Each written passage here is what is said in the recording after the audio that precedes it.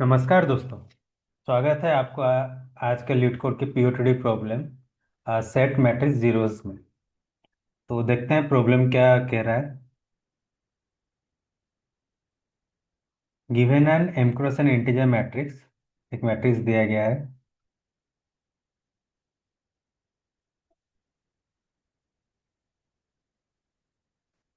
कुछ इस तरह। And if an element is zero set its entire row and columns to zero. जैसे कि ये एलिमेंट जीरो है तो इसका जो भी एंटायर रो और कॉलम है उसको सब जीरो करना है। तो उसका वैल्यू क्या हो जाएगा, आउटपुट कुछ इस तरह हो जाएगा। ठीक है। तो पहले तो अगर हम ब्रूट फोर्स से जाते हैं तो क्या करेंगे, पहले दो लूप लगाएंगे और चेक करेंगे कि मैट्रिक्स का आई या फिर जे आई जे कोई भी एलिमेंट इक्वल है।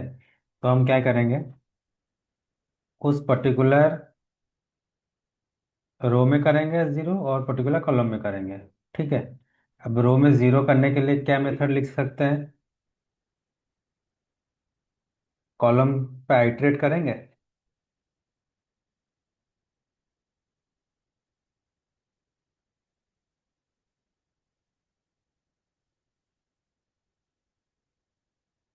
और फिर क्या करेंगे, मैट्रिक्स ऑफ आई तो सेम रहेगा और ये कॉलम चेंज होता रहेगा, इक्वल टू जीरो कर देंगे। सेम ये हो गया उस रो के लिए, सेम हम कॉलम के लिए करेंगे। तो बट ये ब्रूट फोर्स का टाइम कॉम्प्लेक्सिटी क्या हो जाएगा, ये दो लूप का तो हो गया m इंटू एन, और इसके लिए क्या हो जाएगा, पहले हम रो कॉलम ट्रावर्स कर रहे हैं दैट इज m, फिर हम रो के लिए करेंगे तो ये अराउंड n क्यूब टाइप का हो जाएगा। ठीक है। तो ऑब्वियसली हमको थोड़ा बेटर सॉल्यूशन में लाना पड़ेगा n स्क्वायर में। तो लेट्स से हमारा क्वेश्चन कुछ इस तरह गिवन है।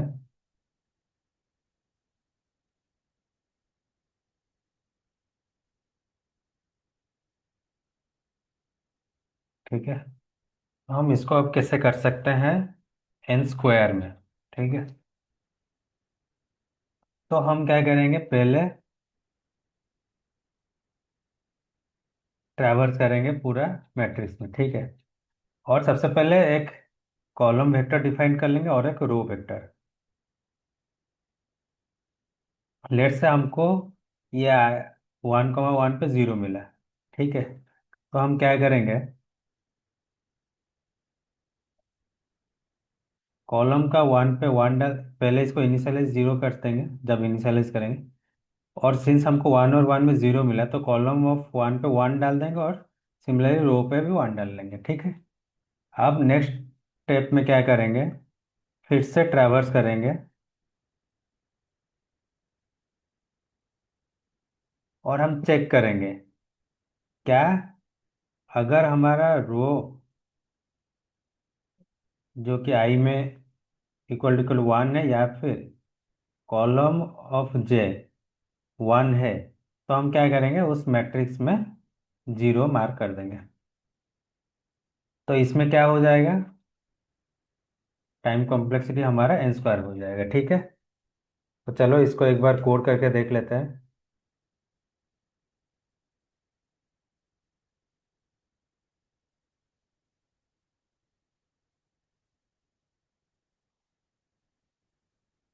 तो हमने एक कॉलम का पहले जैसे बोला था एक मैट्रिक्स ले लेंगे, उसका साइज क्या हो जाएगा, जो भी कॉलम का साइज है और initialise with zero. Same for रो,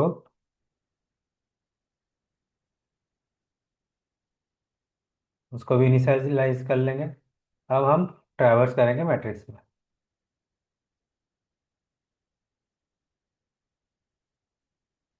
ठीक है।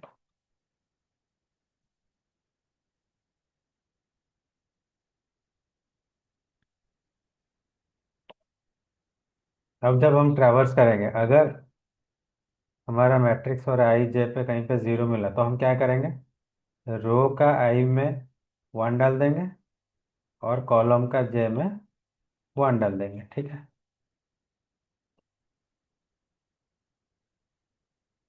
अब स्टेप 2 में क्या करेंगे, फिर से हम हाइड्रेट करेंगे मैट्रिक्स में।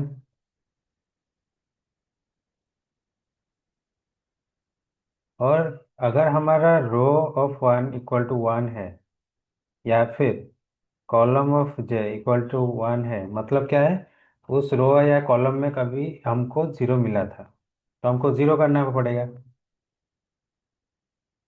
तो इसको हम जीरो कर देंगे, क्योंकि हमको कुछ रिटर्न नहीं करना है, डायरेक्ट रन कर देते हैं।